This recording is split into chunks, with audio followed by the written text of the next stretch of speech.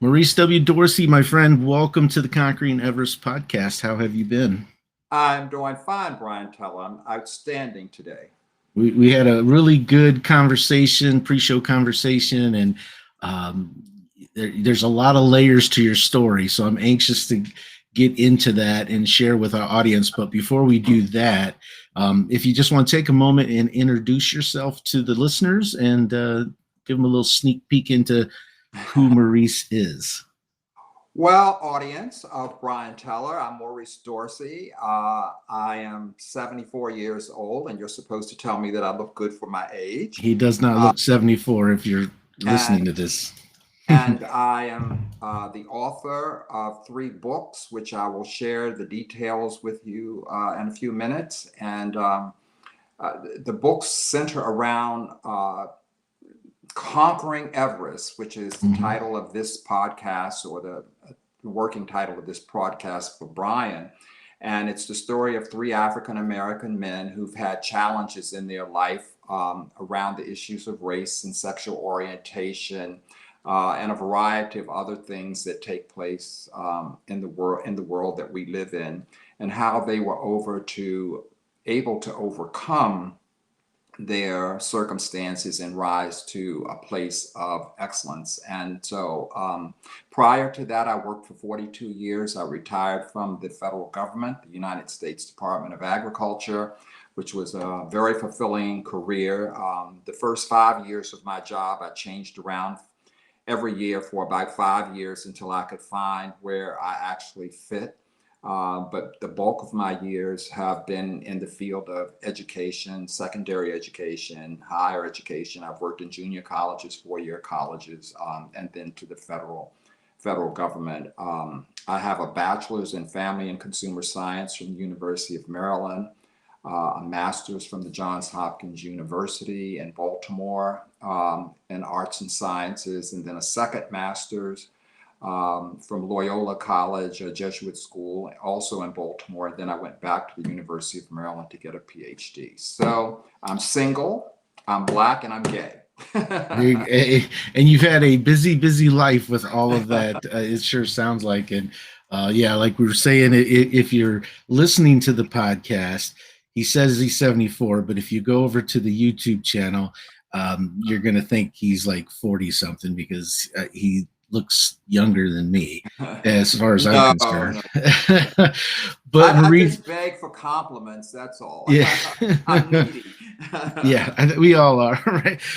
We all want those affirmations. But Maurice, let's get into your story a little bit and talk about your motivations for the book and your life and just kind of how everything has come together to lead you to where you're at today.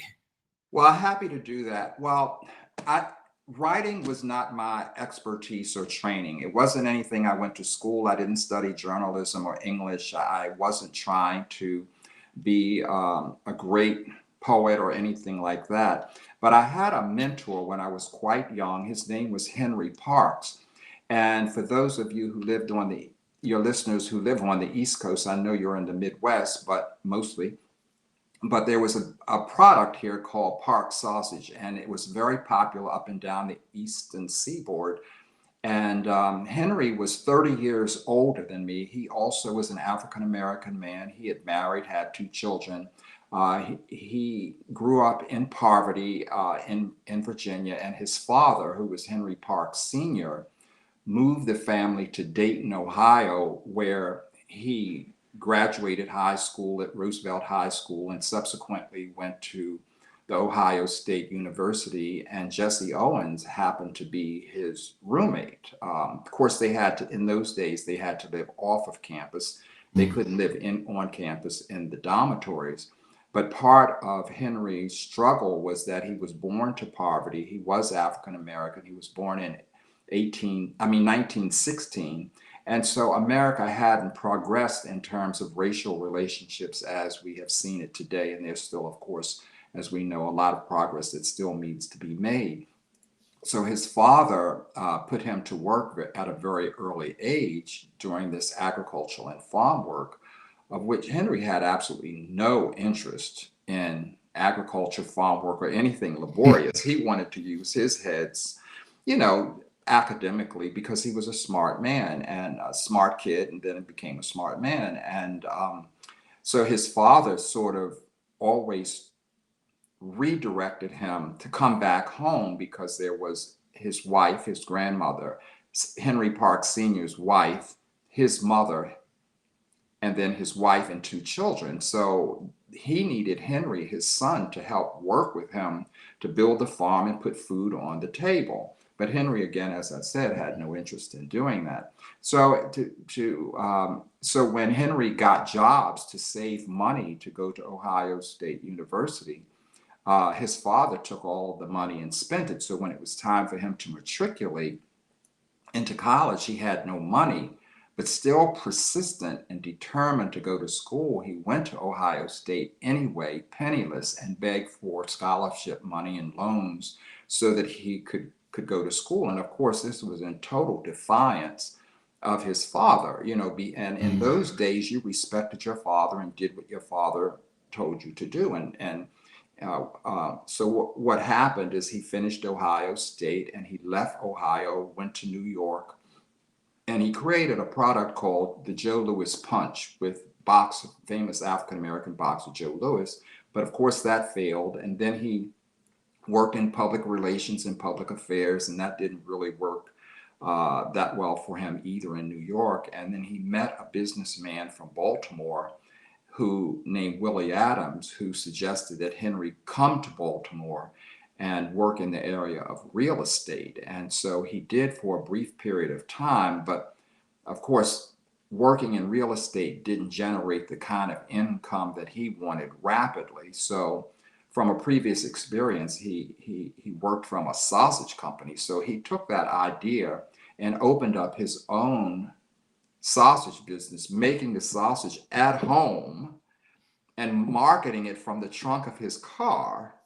Wow. And to make this long story shorter, he ended up being a multi-million-dollar businessman.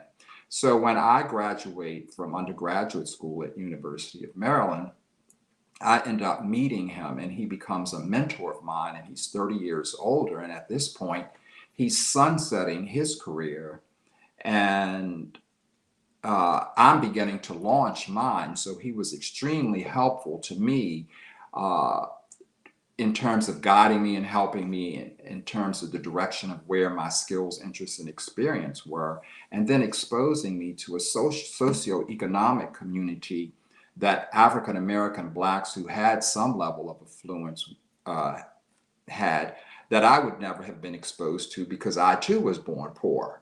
So his success, which my book, which I will share with you, is called Businessman First. I don't know if you can see it. There it is. It's an award-winning book.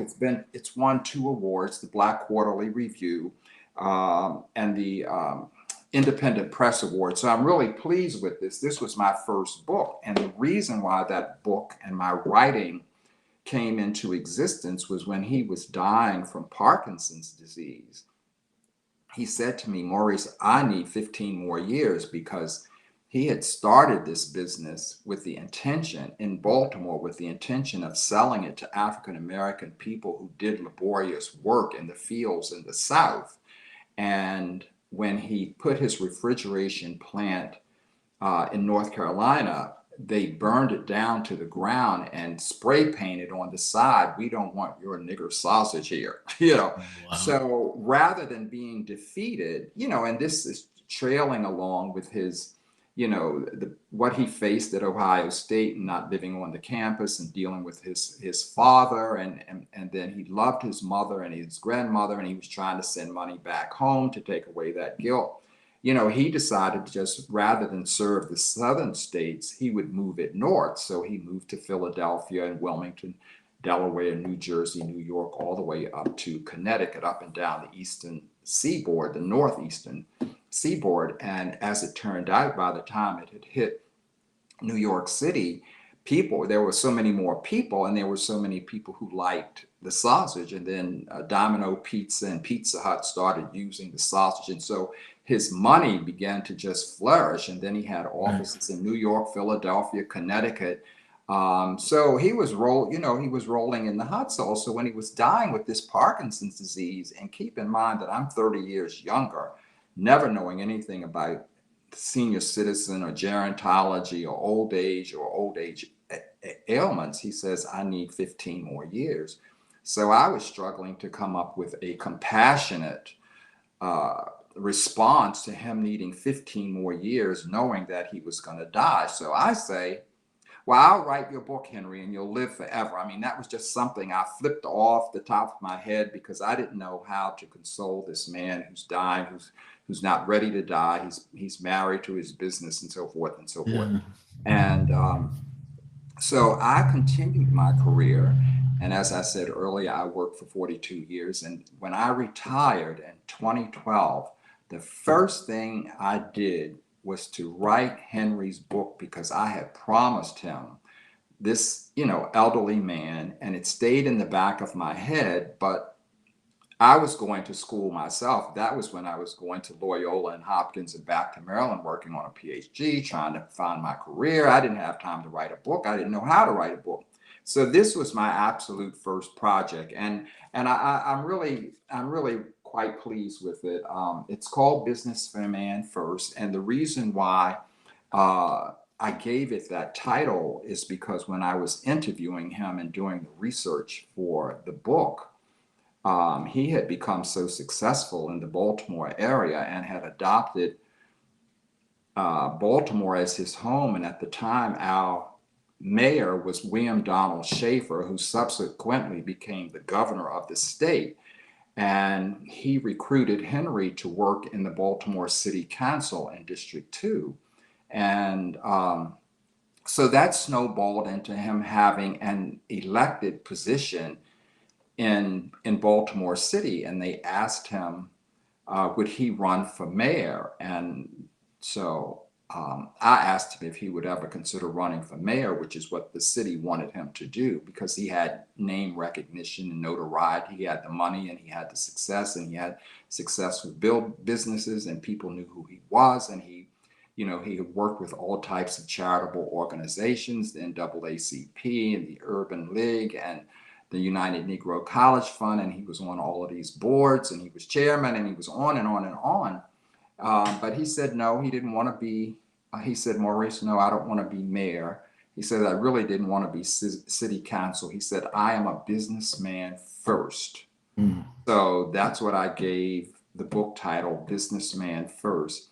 And he was the first African American to ever be featured on the cover of Business Week magazine. And so the cover title is, they have his picture up there, and he was a very handsome man, very tall, big, athletic, very robust, and just a hot looking man. And but they described him as Negro man in business.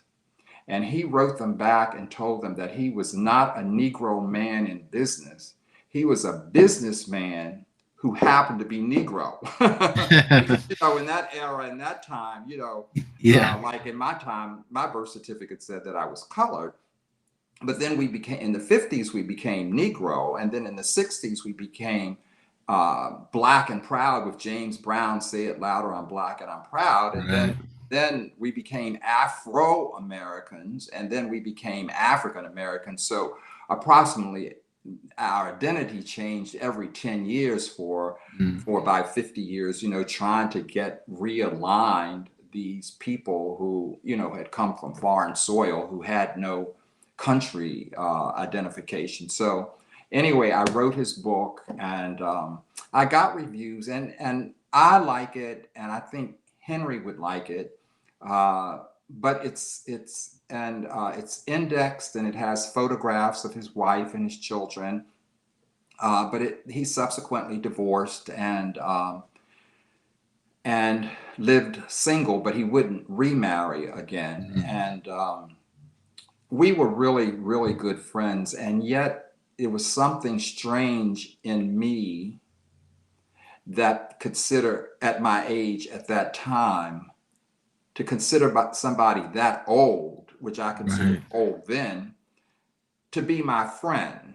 You know, I mean, he was a friend and he was a mentor, and he was very kind and very generous, and he exposed me to all kinds of things. But so anyway, I wrote his book, and so that's book number one. And let me ask you, when it comes to his mentorship, have you ever thought back on your life and wondered or thought about what it would have been like had you not met him, had you not had him as a mentor? Do you think you would have had the level of success that you've had, or would you have gone down a different uh, career path? Or have you ever considered what his mentorship really did for your life? Well, Brian, I would say that it was extremely significant, his input, because if nothing else, he exposed me to groups and organization and a group of people that I never would have been exposed to. But now that I have reached the age that he was when I met him, um, I have found that there have been a number of people in my life that I call defining people, people who have really made a difference in my life. And, you know, that concept for me came when Oprah Winfrey was working in Baltimore with a co host called Richard's Chair. And this was in the 90s. And email was just becoming popular at that Mm. point in time. And she said that the email that she had received most frequently was, how was she, as an African American woman who would have been considered ugly by Vanity Fair? She was, you know, she was raised by a single parent. She had been sexually molested by an uncle, a family member, and she wasn't considered beautiful. I mean, how does a person like that go from extreme poverty and harsh conditions to becoming the first African American woman billionaires? You know, I mean, how did Yeah. you do that? And so she said it was because of mentors. And she said, we're going to go, she's saying this on television on the TV show. And she says, we're going to go to a station break. And I want you to get the listening audience to get a paper and pencil and come back. And uh, we're going to do a little exercise. So when she came back from station break, um, she opened up the stage and she brought in all of these African American women, Maya Angelou, Toni Morrison, Terry McMillan, and other African American women who were also struggling. And she said, these are my 10 defining people. And they were all African American women who were authors or writers or TV hosts and that type of thing. So, I mean, this is a long answer to your question, but I think Henry's contribution to my life um, was extremely significant. And it was more like a building block to the next person who helped me, Mm. to the next person who helped me, to the next person who helped me. And those people in this exercise that Oprah did, she says, I want the listening audience to take a pencil and paper and write down the names of 10 people that you think that have been most influential in your life. And she said, it may be your mother and father, but it may not. It may be a school teacher, a friend, a neighbor down the street, a librarian, but just write the 10 names down. And she said, and what she did is, with her defining people, she said once a month they got together and communicated with each other about the ups and downs of their career, the trials and tribulations that they were having. So I just feel that Henry was extremely significant in my life. And now that I'm this age, I've not only had Henry at the beginning, but I've had other people, you know, from my parents to high school to college that I consider defining people. And I list them, I acknowledge them in this book. You know, I acknowledge those individuals, and now that I'm this age, I have more than 10 defining people. But again, to answer your question, I think he was extremely significant, but he was just a part of subsequent steps that I needed to take in order to grow and flourish and so forth. Does that answer your question? Yeah, yeah. I'm long-winded. No, it's good. No, I firmly believe in mentors and having people around you to really kind of help you get to that next level. And so yeah, no, that definitely answered it, and it kind of even went beyond, because how you were saying, he kind of set the foundation for mentors to come, and Right. as you continued your growth. So Well, and it's sort of like you. I mean, our conversation in the pre-interview was a magnetic conversation, and I mean, there were things exchanged in that conversation that were beneficial to me, and I hope that there were some that were beneficial to you. And so we for have sure. people that we value and we treasure. We may not see them all of the time or talk to them all of the time, but you know that there's a good source of energy there. And if you feel that you're going down, which I had many episodes of going down and backwards, there's somebody there to sort of lift you so that you can move on. Another example with Henry that I thought that's in this book was that Henry wanted to play tennis. Well, in that day and time, in 1916, the 20s and 30s, black men, and especially big, heavy, burly black men, were playing tennis. But Henry wanted to play tennis. He was excellent in tennis and he was excellent in swimming. And he bought a tennis racket, and his father was so angry that he took a penknife and cut the whole center of the tennis racket out to prevent his son from playing, because he just figured boys don't do that. You go play football, you don't play any tennis, you don't go swimming, and in those days and times we couldn't even get in the pool. I mean, it was just sort of Hmm. restricted to the pool if it wasn't a pool in your neighborhood, but Ohio State had one. So, it's those types of everyday instances that can pull our spirit down, and you need someone to email or text or telephone or write, to share that with, so that you can move on. So I think mentoring is very important. And at some point in my life, I'd like to write a book on mentoring, because and I don't feel that when I was quite young that I had that kind of guidance. My parents were survivors. We had to work, clean up the house, wash cars, clean clothes, polish furniture. I mean, it was no recreation per se. Everything was about staying afloat, educationally and with career. So, yeah. And you kind of had a mixed some up and downs with your parents, right? Like you didn't I think you had mentioned your mother was harsh at times, and um so you kind of had to navigate that with everything else that you had going on.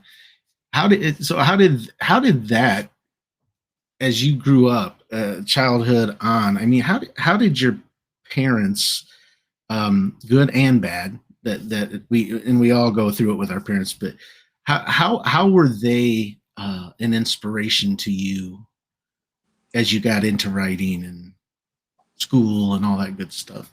Well, my second book, From Whence We Come, is I consider it a novel. It's been probably the most popular so far of my three books, but it's telling the story of the journey of this African American boy, which is me, but I've made it in a fictionalized Okay.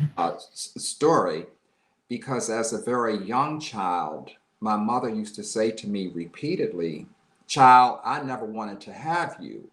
And of course, as a young child, I could not comprehend what this mother is saying, to her child. "I never wanted to have you." Um, a mother-child relationship is a very primal experience, and I think most children, even in the most adverse circumstances, want to have some type of positive relationship with their mother, even if the mother is, less than perfect. Um, and so I had a really hard time dealing with that. And then my one brother and my one sister were 7 and 6 years older than me. So there was a huge gap. But I never understood why she always said, throughout my entire life, she said, "Boy, you weren't supposed to be here." Hmm. And as I got older, I was able to understand her journey in life, and her goals and dreams and desires that had been truncated because I was born, because she and my father had agreed that she would stay home with the children and not go outside of the home and work until the children were in first grade.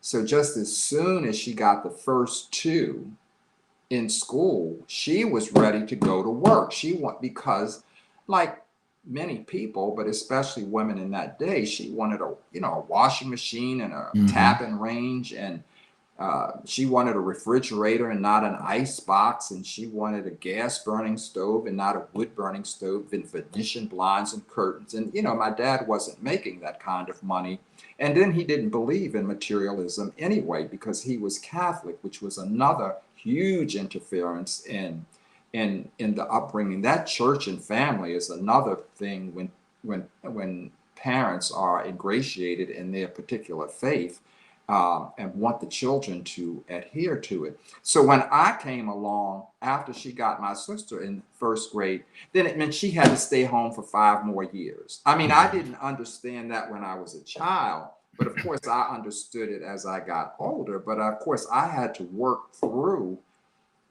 this whole set of circumstances, and by me being so young, and when I was born, my sister and brother were 6 and 7, and when I was 7, my brother was 14. So it was no close integrated relationship with my siblings, that you're playing Right. games with or blocks with, whatever siblings do when they're young. I didn't have any of that, so I was like the mother's boy. But then, to make it worse, I identified in myself that I was gay. I mean, I was a gay child and wanted to express myself this way. And of course, um, my, that wasn't anything my mother wanted to do, because, I mean, she wanted me to be, because, I mean, she thought that I was tall, and I think most mothers think that their sons are handsome and, desirable to women. And then, of course, she belonged to the church, and the ladies in the Mhm. women's auxiliary had girls, and they thought, well, they would say to my mother, well, your son seems so acceptable and well mannered, and I'd like him to date my son. And she didn't want to tell them, well, her son was gay, you know. Yeah. So it put her in a box with me being honest with her. And I'm still working with the fact that she didn't want to have me anyway. So she doesn't understand what I'm saying. So these kind of emotions sort of snowball. And then for me, rather than being further away from my mother, I always worked harder to be closer to my mother because I wanted her to want me. Yeah. I wanted to be wanted. And she's telling me she didn't, and please understand, she didn't beat me or whip me or burn me, or, I mean, I had food, clothing, and shelter and things like that. But it's the emotional abuse. And sometimes your emotions can destroy uh, your ambition and your drive, your self-esteem, your self-worth, and you can't seem to pull yourself out of it. And then we were Catholics. My father was devout Catholic. My mother was devout Methodist, and Catholics could drink, but Methodists couldn't. And Catholics didn't believe in birth control, but Methodists did. And it was, Mm. all of these dynamics, as a part of the parent-child curriculum of how you raise a child. And so, I mean, it's conflict with the parents, and then conflict with the children. Then the child has his own set of conflict. So then, subsequently, I go to school, and, you're bullied in school. Kids can be very cruel in school, and mock and Yeah. ridicule you. And, some days, you come home and you're looking for a friendly ear, someone that you can tell your parents to. And of course, I could not tell my parents that I was gay. I mean, it was just taboo in both churches. I mean, it just wasn't anything, so I had to carry that piece of myself Mhm. principally by myself. And I had to go internal and live by myself. So then when I got to be an adult, I enjoyed libations, shall we say. I enjoyed drinking. And then, boy, that seemed like it became a nice sedative to reducing these emotional issues, because now, I'm finished college, you have to go to work, and we were raised to grow up and birdie flies out of the nest, Hmm.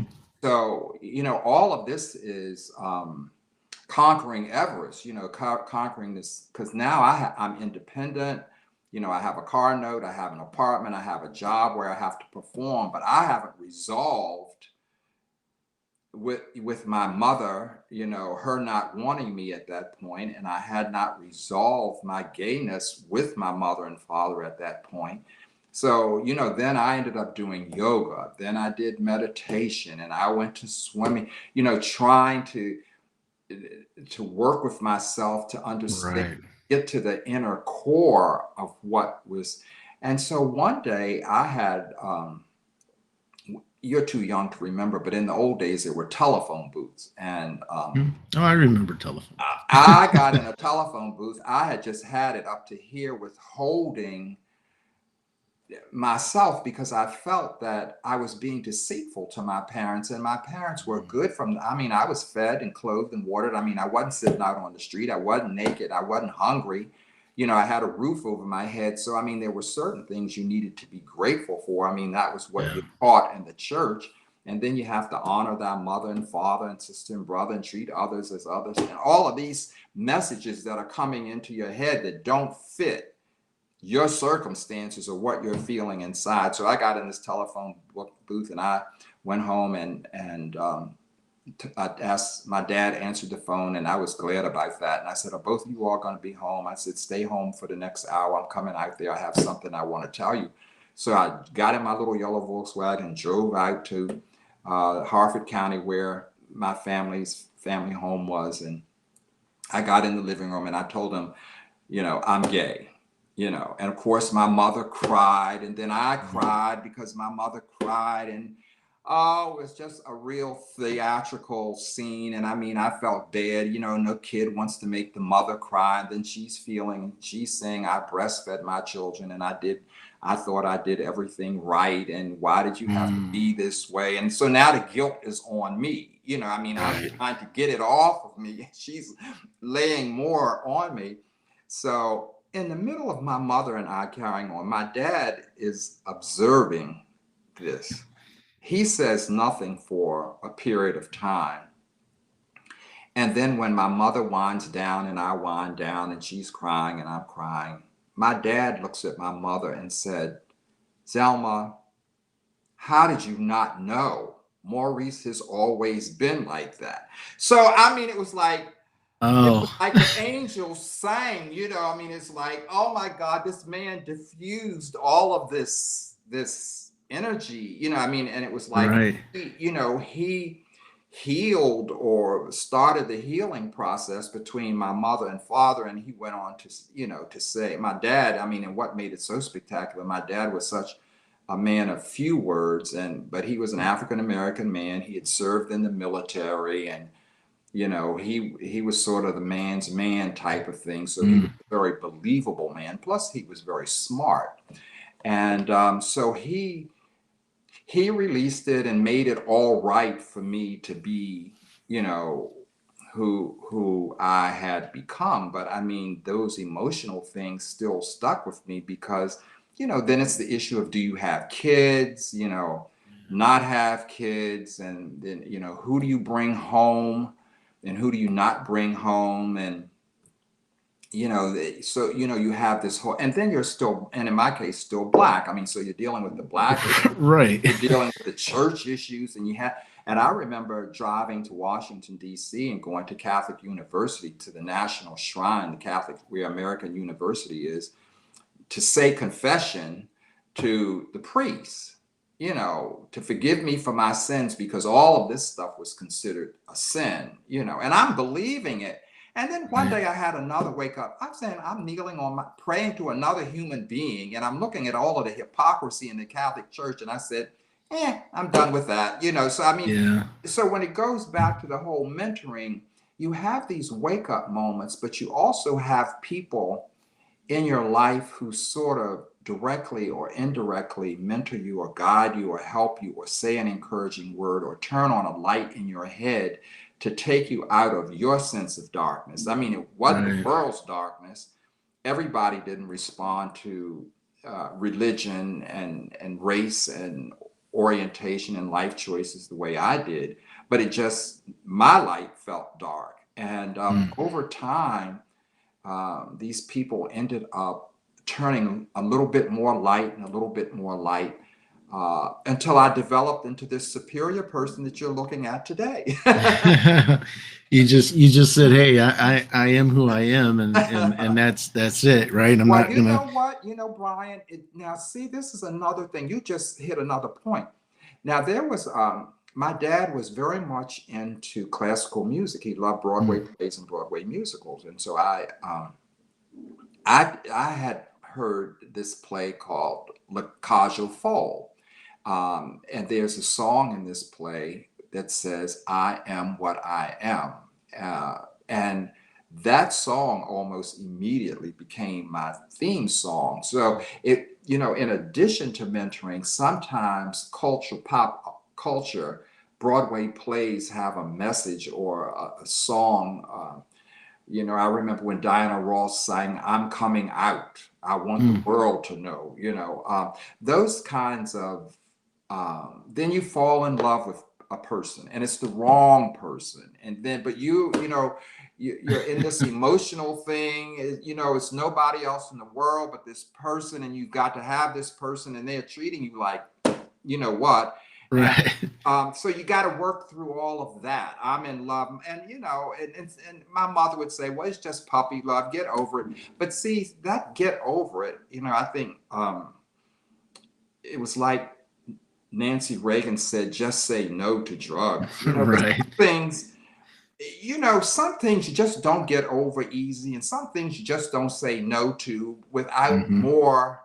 I mean, it's not just as easy as saying get over it. You know, like people say, well, just get over because they don't want to be bothered. You know, you need a little bit more undergirding to move. But anyway, that song, I Am What I Am from La Cage aux Folles, Harvey Firestein played in the movie version of that. It was just absolutely fantastic. And if you haven't seen it, I urge you to look it up on Google. Okay. Um, uh, it's called La Cage aux Folles, and it's in movie form, Broadway play form. So anyway, And so all this part of your life you captured in your second book, the novel. This what you dealt with during these times? Is that kind of what laid the foundation for that book, or well, you was it know, just an well, inspiration? you know, you're asking me really great questions, and I'm sorry I'm so long-winded, but you know, I guess I'm still full of, you know, the emotion that surrounds Yeah. my entire life. But yes, this book, From Whence We Come, is a novel that I wrote of my entire life, with the characters of my mother and father and their respective roles in my life, and my sister and brother and others, and my two partners. I've had two long-term relationships, one for 22 years and one for 12 years. Um, both my partners are deceased now, but I didn't kill them. Okay. We don't uh, need that on top of everything else, yeah, right?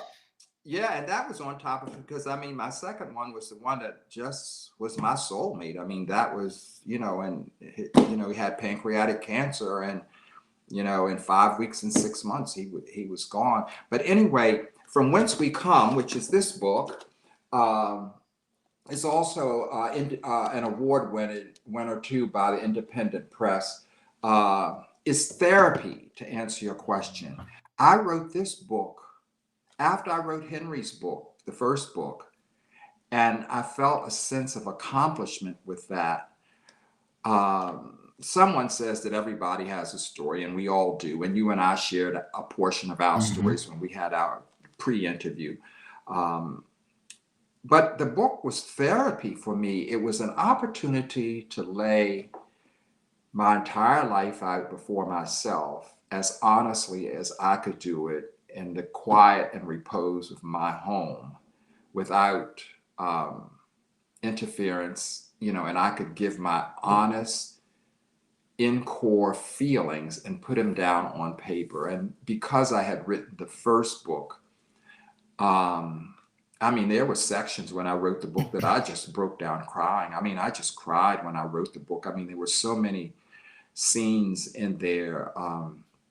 There's a scene when I was a young child where my brother, who was fighting my sister, I guess as siblings do, they were always at each other, but I was much too young to be fighting with them, and he was beating up on my sister, and so my sister had been boiling a pot of water in a saucepan on the top of the stove, and we had a gas stove, and so the water was boiling, and my brother started attacking her. And so me, at 5 or 6 or 7 years old, got in between the two of them, trying to protect my sister, and the pot of water tips over and burns my back, just scalds the hell out.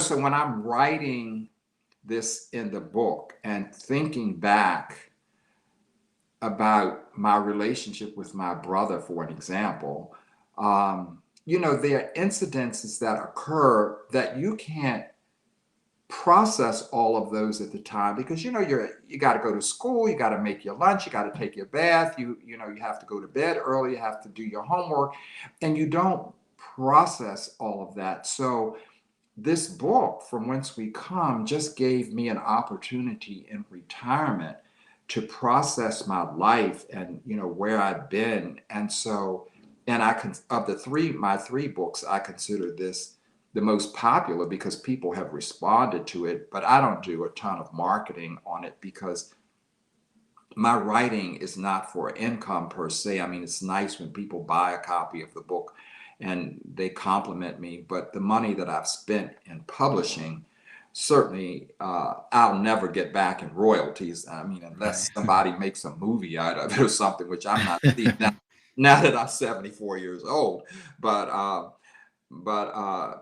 the book was kind of good therapy for me, and and then I was able to free myself at another level. And if I feel like I want to have a pity party, all I have to do is pick up the book and read it, and then put it down, and just move on. Okay, that's I'm reading Barack Obama's book right now, and there's a section in there when his grandmother dies, and he slips away from White House security, and he's walking,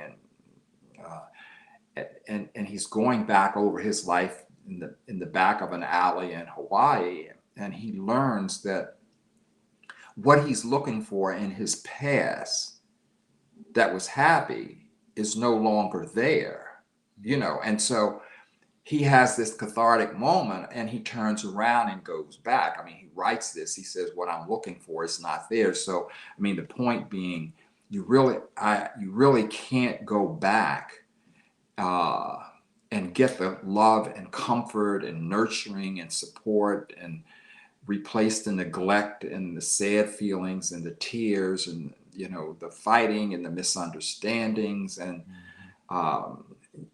all of the things that happen in your home and in your school and in your church and in your emotions and in your sexual relationships.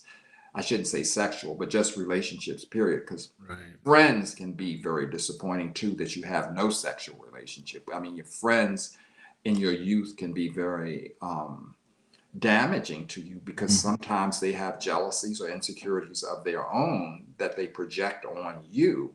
And then you end up carrying their stuff in your head. So, releasing, trying to, again, conquer Everett, your podcast, these are stories that people have. And, and when I look back, I feel like the yoga, the therapy, the meditation, and none of that stuff really worked until we as individuals do our own work. And it's hard work. We have to work through this stuff ourselves.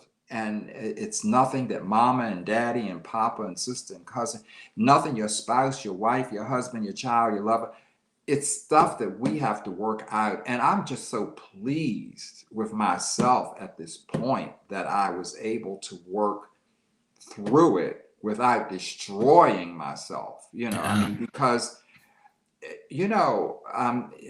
people get addicted to drugs, they get addicted to alcohol, they get addicted to sex, they get put out of their homes, they're runaway children, people become suicidal. I have a friend who runs, a former friend who runs a suicide hotline. And, I mean, there are certain things that we need to go in a quiet place and work on. And one of my soothing places is a cruise, Mm. a cruise ship. Yeah. To be out on the water and in the Atlantic or the Pacific or any ocean, really. And you just look up into the sky and it's just thousands and thousands and thousands of stars, and the water is, to me, it's just so soothing. And actually, I wrote two of my books on world cruises, and I just took my laptop with me, and I had this time to myself, and I was traveling alone, and my partners were deceased, and that grief thing is something else. Grief. Yeah. Uh, I mean, just this month, I've had five deaths and four funerals of people that I've known, none from COVID though. Mm. So anyway, that's how the second book came into existence. It's just sort of, Brian, my therapy.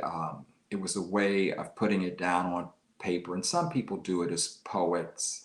And yoga and meditation and journaling and all of that is good, but I needed a complete spreadsheet Right. of these things that had happened in my life. I needed to look at the whole thing to see how this impacted this and this impacted that. And with like with my mother, I came to terms with my mother when she, after my dad had died, and I would go and take her I stayed a mother's boy my entire life. I was always close to my mother. We went shopping and we went to lunch. And I mean, I used to tease her. After she got older and it's kind of accepted who I was and that I wasn't going to be anything other than who I was. I said, I was supposed to be your daughter. I mean, because we would do shopping and lunch and things like that. I was just Yeah. teasing her though. But when she would tell me her life story of her mother having died when she was 7 years old, which will be Mm. my fourth book. And her father was 15 years older than her mother when he had gotten married, and he was 40, and she always thought he was old and looked like a grandfather. And then they were poor as well, and he put her out to work.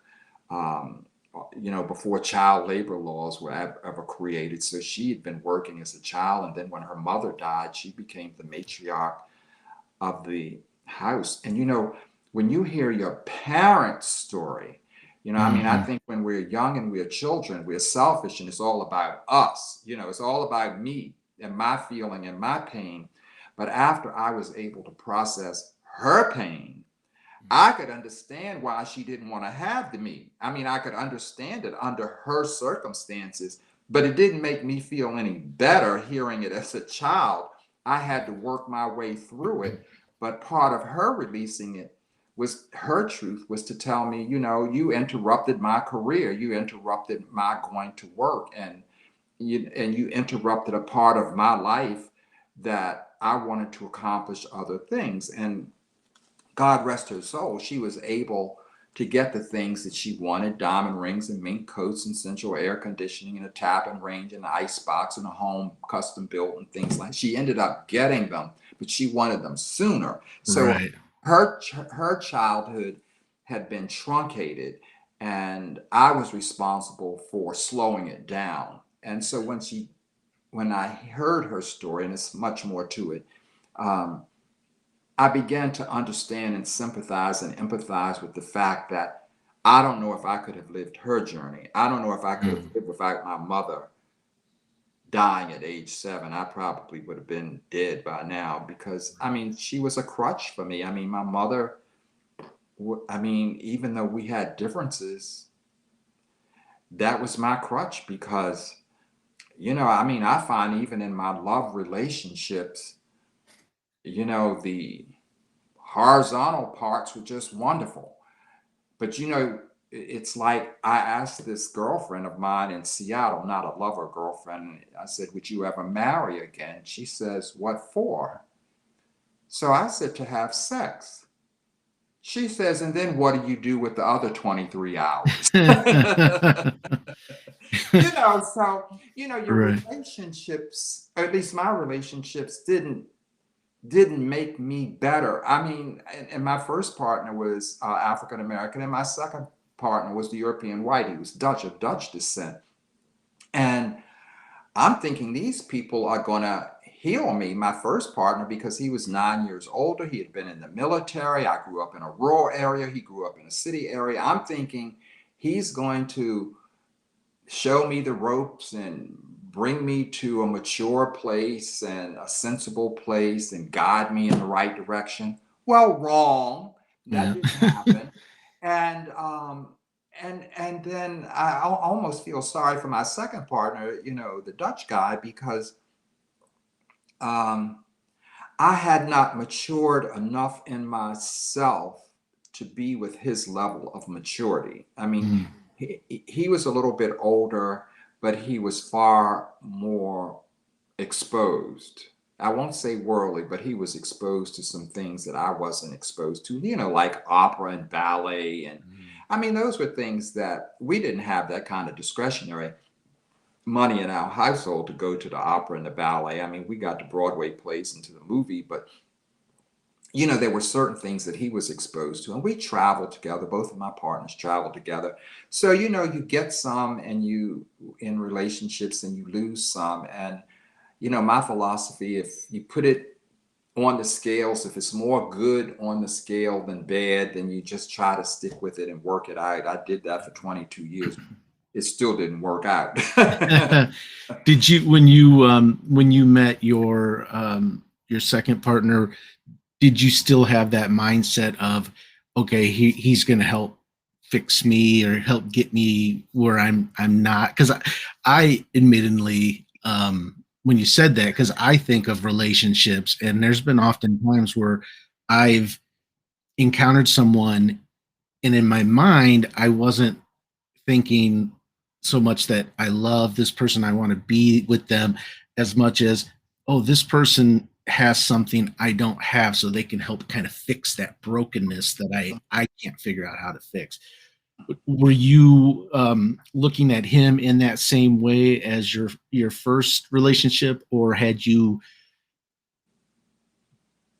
kind of worked that out within yourself and were able just to go into the relationship as a relationship and not so much as uh, a um, a way to change? Well, with my first partner, though he was 9 years older, Mm, I was the controlling one. okay. I mean, I took care of everything. I took care of the budget, the cars, the barbershop, the doctor's appointments. I arranged everything. I took care of the house, had the house built. We built a house together. We shared expenses 50-50, and we had a nice life. But I feel like, in every relationship, one person is stronger Mm, than the other person. Not physically stronger, but just stronger in terms of leading to a healthy relationship. And I thought that's where we were going with my second part. But by the time I had served 22 years in that relationship, I was tired of being in charge. I mean, okay. I was tired of being the one leading, coming, you know, where do you want to eat dinner? Well, I don't care, wherever you want to go. Well, where do you want to go on vacation? Well, wherever you want to go. So I ended up, and in the beginning, that was fine because it was, I wanted to do what I wanted to do. So, I mean, if he wanted to go and pay half, I mean, that was fine. But then, you get to a point you feel like, well, damn, the other person doesn't give a crap about what you do. All they're doing is just sort of tagging along with you, not putting in any ideas, any thought, any conception, sort of emotionless and just going through the Mm, motions. So after a while, I was sort of tired of being in control. But in the beginning, I loved being in control. So that goes to show you that people change. So when I got to Mm. my second relationship, my second partner was controlling. Well, I figured, oh, happy day. You know, you look, if you want to run things, I took the back seat and I Mm. let him do everything. But then eventually he got tired. You know, I mean, the same thing I got Right. tired of, because when he said, well, let's go to, the Kennedy Center and get season tickets for the opera. And I would say, okay, I mean, I didn't know anything about opera, didn't care. But if that's what he wanted, then that was fine with me, because what I really wanted was just to be with him. I Yeah. wanted to be in his company. And it, of course, it was a new experience. And so we had theater opportunities at the studio and the Kennedy Center and the Mechanic. And, we traveled to places that I wouldn't necessarily have played. We went to national parks, in California, which is where he was from. Things that I would never have done on my own. And with him deceased, I haven't been back, I mean, Mm. because they just weren't things that I would have chosen. But one thing that I did once we had the discussion, he says, well, I want you to participate in this more.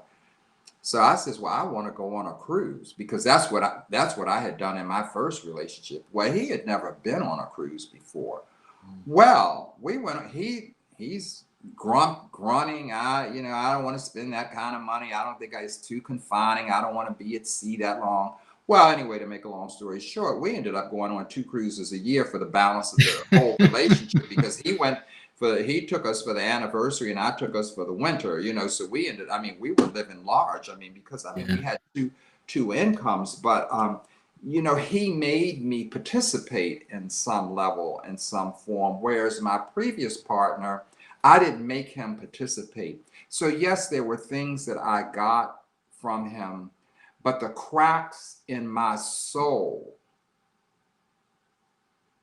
the cracks in my soul, none of that filled in until I had to fill those in and do that work. And I bought so many self-improvement books, and How to Be Happy and The Road Less Traveled. And I read Carl Jung, and your smile is what was it? That famous book. And then Think and Grow Rich, because money became a part of it. Then I decided I wanted to have more discretionary money. And Right. so my partner taught me how to save better. I mean, in terms of investment and certificates and bonds and stock and those types of things. So, economically, that part turned out beautifully. But it's like the beginning, of this talk. A lot of mentors, a lot of people entered my life, and my mother used to teach, Maurice, everybody has a message. Somebody has something Mhm. good to say. So you may not fully respect their entire person, but listen. And of course, as you can probably tell, listening was not my strong suit. Talking was my strong suit. Maybe nobody wants to hear, but I'm going to talk anyway. But so I ended up listening to people, and I had people to help me get in my PhD program and help me to get out of it, and help me in employment, mostly in employment and education. And there were years that I didn't think my education was going to pay off. I mean, I spent all of this money going to school. My parents paid for my undergraduate studies at University of Maryland, College Park, but I had to pay for Hopkins and Loyola myself, and I was doing that on a credit card, buying books and paying tuition, paying high interest rates to get the education. And then when I got my PhD, I got a fellowship. And one of my mentors, encouraged me to do it. And at that point, I didn't feel like my education was paying for itself. So eventually it did. Um, Eventually it did, and it paid off in spades. But, a lot of it, too, I think is built into your childhood. If your parents are not, if parents are not inspiring their children to be something, or to or to expose them to something, or give them options, and take them places so that they can see things and compare things. But we were so so limited resource with money, that my parents' finances were, for rent and for a car to go to work and food to put in the house to feed three children and health insurance and life insurance and a little education fund to send them to school. We didn't, I mean, when I got to college, well, actually in high school, because the schools were segregated where I went to school. And I was the only Black person in my class of 460 seniors in 1965. But when I left the segregated school to go to the integrated school, there was a student parking lot that was bigger than the faculty parking lot. Well, I didn't have a car. Once I went to school, I wanted to be with the other cool kids that had cars, but my parents didn't have that kind of, those kind of resources. And it, and the language labs, and the chemistry labs, all of that, those were supposed to be separate but equal. I can tell you they were not. They were separate, but they were not equal when I was Right. in school. So your lens, the way you look at the world becomes narrow. Your lens becomes the car that you drive, the size of the house that you have, and hopefully you have a good partner or a good relationship. And that's, my parents were married for 62 years, and that was a very stabilizing thought in my head that at least I had both parents, even though they weren't happy every day. And Right. I had both of them in the same space, whereas many kids that I went to school with didn't have that. Um, but when I but after our schools were integrated and they took us on field trips and to New York and uh, to see the Statue of Liberty, and you wrote a paper after, those were things I didn't get in the segregated school. Then you go to College Park to the I'm not College Park, to Johns Hopkins and Loyola, and you get more experience, more staff development and training. Then I'm working, so it's staff development and training, and then eventually I got to do travel to all 50 states, and so before long I had a nice six-figure income, which I started at making $7,000 a year. So to go from $7,000 a year to the mid six-figure, not mid, but a six-figure salary, um, was a huge thing for me.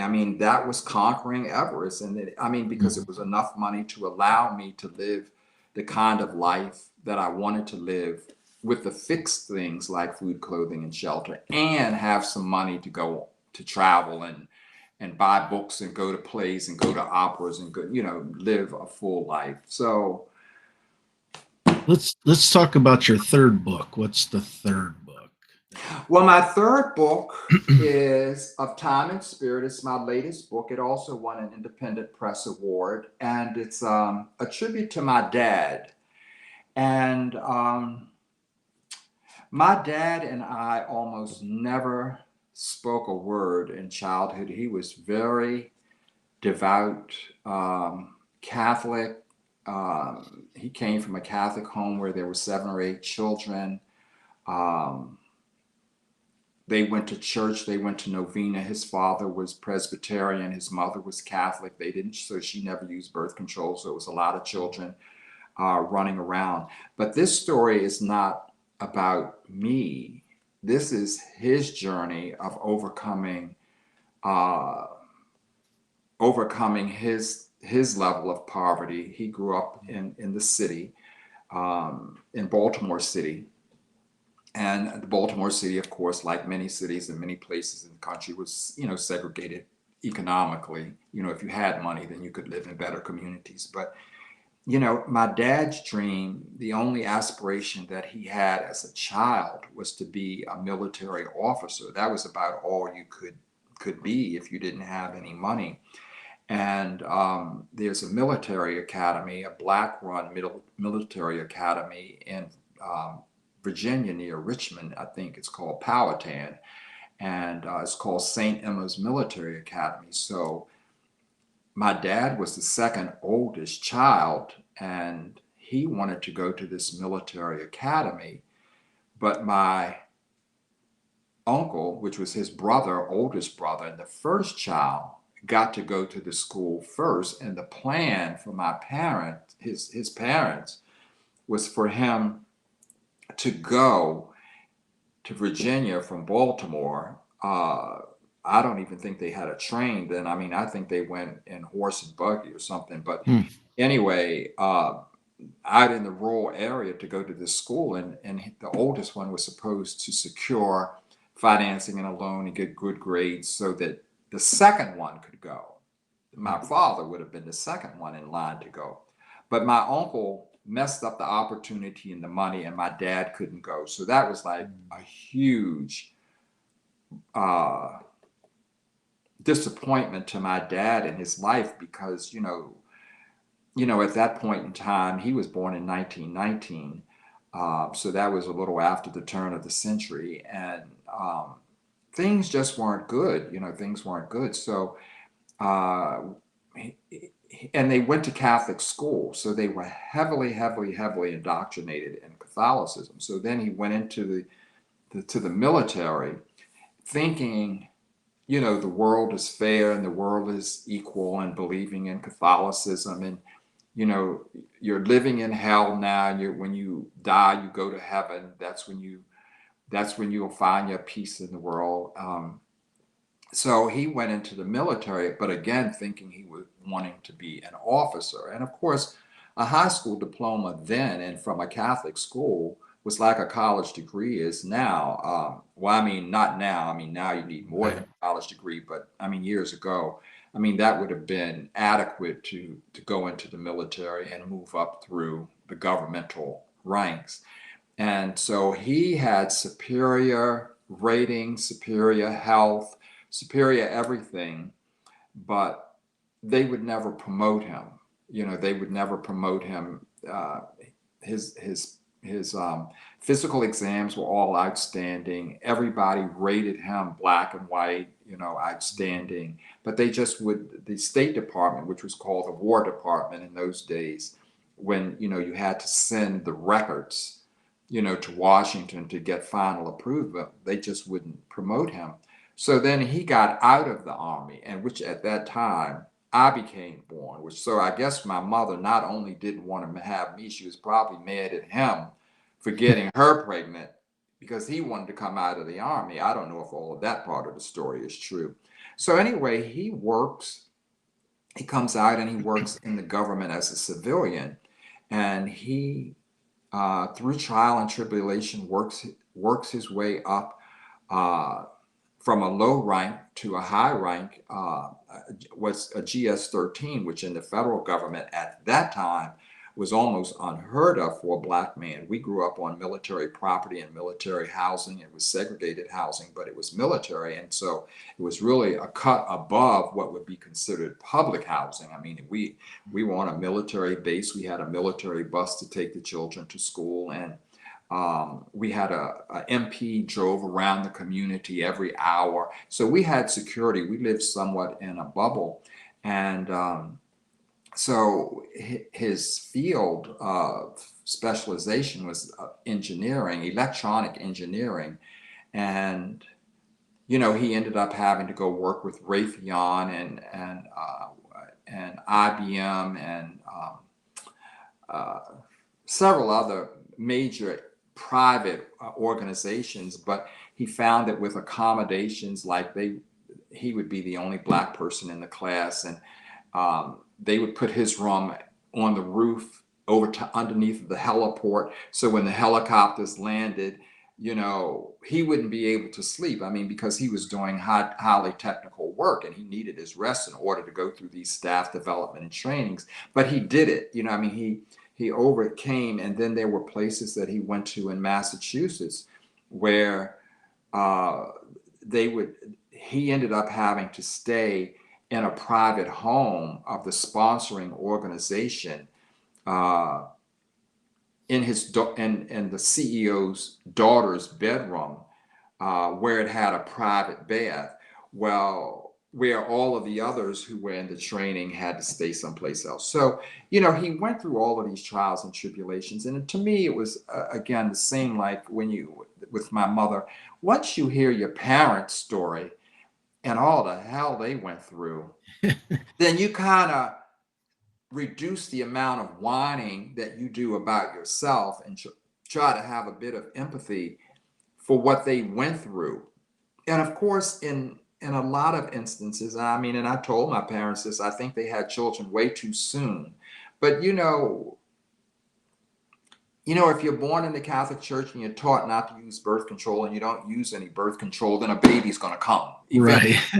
Right. So, but they were too young. I mean, they were 20, but I mean, he hadn't had a full single life. He hadn't built a career. My mother hadn't built a career. And then it's baby one and baby two. So then my mother took matters in her own hands. And then I came along, she started using birth control because she didn't like being Catholic, though she had to convert to Catholicism when she married my dad, even though she was Methodist. And then, she just said, well, if the Pope's not going to raise and pay for all of these children, I'm not having any of them. So she stopped having them after me. She said, after you, she said, it's no more. She said, no more will be coming through here. Now, if you want more children, which my dad did, he wanted more children, but my dad was non-materialistic, and he didn't want material things like my mother wanted, and like many women of that generation, sort of the, I Love Lucy, Ozzie and Harriet, where the lady's standing up in an apron with a vacuum cleaner, being happy running the vacuum cleaner. That was not my mother, because she had done it as a child. She didn't want to push any vacuum cleaners. She had already raised her sister and her brother, and I still have the straight razor where she saved my father. So my father, during the episode that I previously told you in From Whence We Come, who barely said a word to me, as I got older, found out he loved me unconditionally. And but he never could say it. Right. And I was a type who needed to hear it. But as you get older and you get a little bit more clarity and you look back at the things that he did, and especially that incident about my lifestyle, my life choice of, well, it wasn't a life choice. I mean, I was just born that way, but he came through. I mean, his philosophy being in the military, that if a man was deprived of a woman for any sustained period of time, that he was going to find release somewhere. I mean, it might be with a guy, it may not be with a guy, but he was going to find some way of, and that was what he saw in the military. So same-sex to him didn't affect him as same-sex did to my mother. And I was able to see through his work and his engagement in the community. He was recognized by 2 or 3 Maryland state governors, for his work. And he was recognized by the Pentagon for an invention that he created. He worked with Toastmasters International, a speaking organization, and rose in the ranks of that. And he temporarily, for a brief period of time in retirement, he worked for H&R Block. So my dad, he worked with the NAACP, creating a chapter out in the rural county that we lived in. So I was beginning, as I matured, to see the value that he had contributed to me as a person by not judging me as a person as harshly as I felt my mother did. Because sometimes with my mother, I felt that she loved you, but if you weren't doing what she said, then you felt unloved. If you understand what I'm saying. I mean, spouses can do that too. I mean, sometimes you have a disagreement. When you're not doing it, then you feel unloved, And this whole, when Tina Turner sang this song, what's love got to do with it? It's a secondhand emotion. I grew into believing that song is true. This love, to heck with love. It's like, you need some money in here. You need a job. You need to go to work. You need to have a passion about something. You need to heal yourself. You need to get on the road. And then, if love comes, great.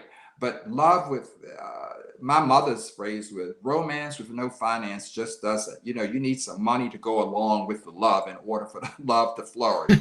And, you know, that's why she wanted to go to work. I mean, she didn't expect Yeah. my dad to do everything. But on the other hand, she didn't want to sit back and be deprived of the portion of life that she could have lived. And so, the third book of Time and Spirit is, it's a tribute to a man who said very little, but modeled great behavior and lived.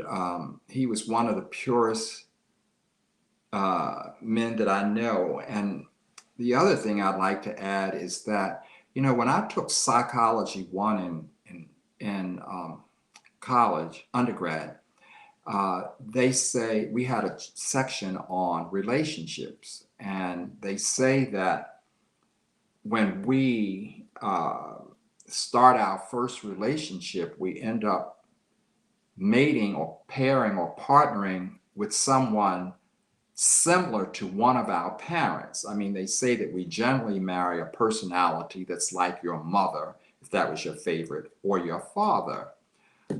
And I had absolutely no relationship with my father as a child. And that's exactly who the personality type I marry in the first relate. The kind of, it's no giving. It's just everything that I didn't get from my dad in childhood, I didn't get from my partner in adulthood, which made it wrong. I needed to have the Right. other kind of person, and so I found that that theory is true. And so with my second partner, my second partner was more of the type of personality of my mother, and that tended to work better for me. Neither one were perfect, but neither was I. I had my contribution to its imperfection, but nothing is perfect. So anyway, Businessman First is my first. From Whence We Come is the second, and Of Time and Spirit is the third. And my fourth book is going to be based off of a proverb. The child that stands in adulthood and supports his mother, that mother is a blessed mother when the child recognizes what the mother does. Mm. So it's a proverb, I think, I thought it was in the Old Testament. Somebody told me it was in the New Testament, but it doesn't matter. I'll have that worked out by the time I get it. But it's just the child that recognizes the work of the mother, so that it's going to be a book somewhat.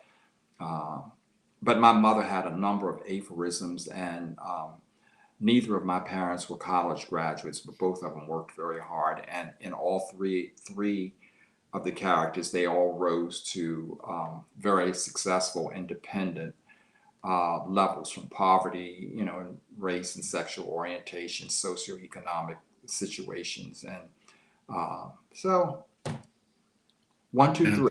There you go. Yeah. So yeah, Maurice, your story is inspiring. It is fantastic just to listen to. Uh, there's just so many layers to it, and your life is something that I think, uh, for me, I could take from this and kind of model some behaviors, because to everything that you've had to go through and your parents, and that's just, um, you had mentioned a little bit ago that once you come to understand your parents' struggles, you didn't say it quite this way, but the way I interpret it is you see how big their Everest was. It kind of makes yours look just a little bit smaller. Although you had to struggle, and you still had to conquer yours. You learn to appreciate that struggle, because the struggle before that was, much greater. So I appreciate you being on the show, and look forward to, I'll be keeping in touch. And when you get that fourth book out, maybe we'll have another conversation and share a little more about that with everybody. So Great. Well, I thank you very much, Brian, for having me. And, I'm open and receptive to a non-podcast communication if you wish. yeah, You have all my information. And if you need that photograph, just let me know, or anything else. And I've thoroughly enjoyed it. I hope I didn't talk too much, but at least I filled in the hour substantially. Yeah, you everything, you had my attention the whole time, so you can't go wrong with that. But hang tight. I'm going to have a little post conversation wrap up with you. So let's go ahead and stop this, and I'll be right back with you. Okie doke.